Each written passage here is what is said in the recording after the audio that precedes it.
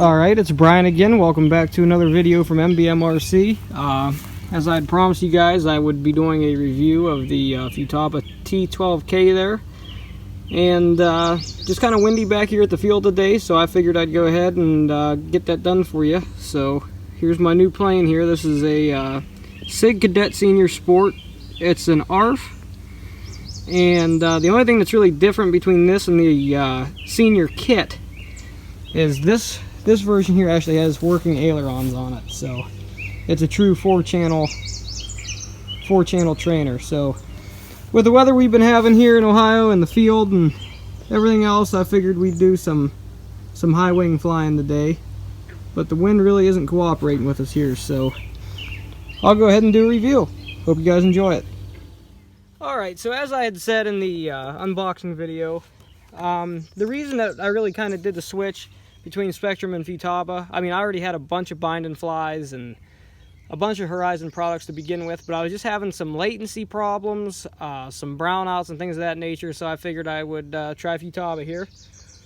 And now that I've got some time with this radio, there's some things that I do like about it, more than the Spektrum even. Definitely more reliable, I'll tell you that right now, way more reliable. Couple things I don't like.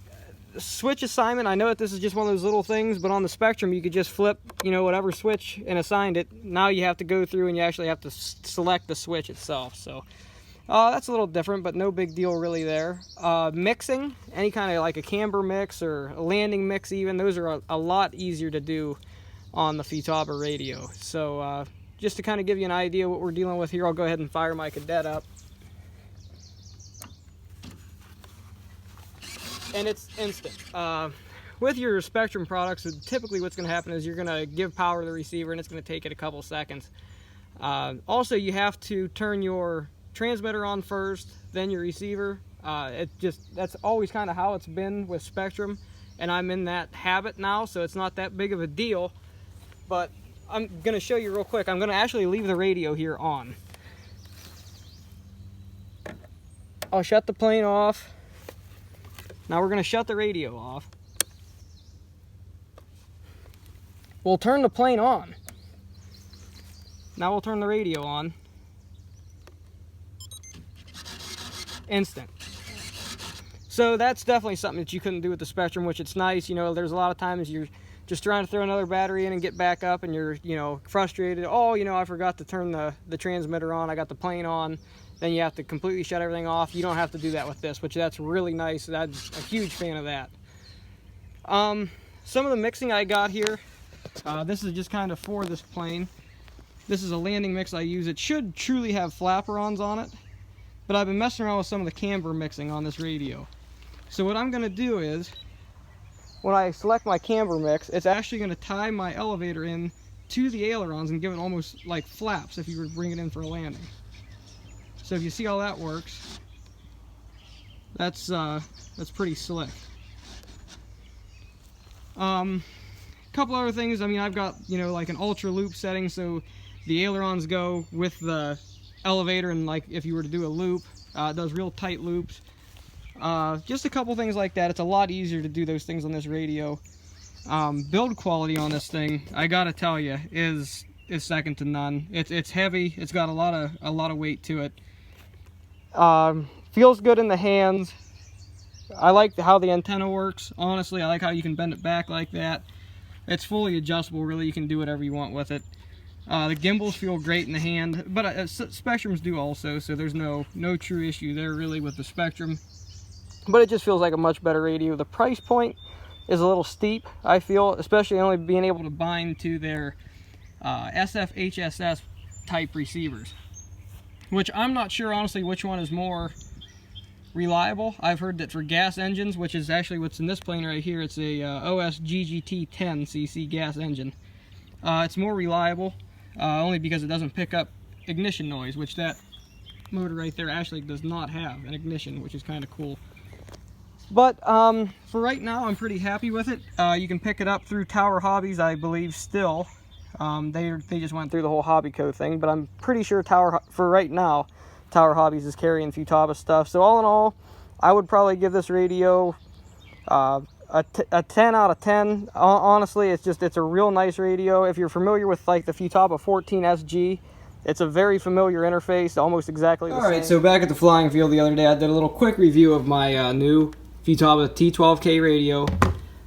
And this is more or less what I've came from. This was my second radio, and I really liked it. But if anybody's interested in this, it'll be on eBay here shortly. I'm just a real big fan of this thing now. Had a good day of flying in, Sunday there, northeastern Ohio, and I was pretty happy with this radio. Battery stays up for a long time. In the unboxing video I showed you, but it comes with a real nice nickel metal rechargeable battery, and it stays up for, I mean, you're going to get pretty easily 5 or 6 days of, you know, I'd say 3, 4, 5 hour days out of it. So that's kind of saying something, because this radio here would go for about 3 days. And it's got, it has the 2-cell 2000 milliamp hour lithium ion battery in it. So, yeah, don't get me wrong, this was a good radio for me. I really did like it. But, I just can't trust the protocol on a plane like that Sig Senior Sport. That you know, that's a bigger, nice plane.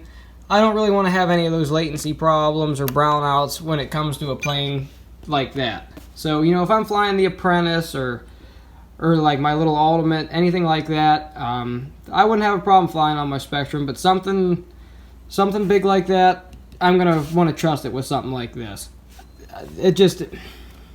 There's literally, it's almost like there's no latency between your thumbs and what goes on with that plane.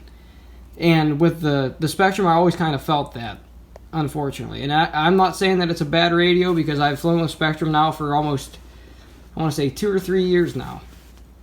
But I really like Futaba. I like what they've done. There's not as much glitz and glamour to it. You know, I mean, the interface is much more simpler than that of the Spectrum. It's not as flashy. If you looked at them side by side, you definitely think that the Spectrum looked better.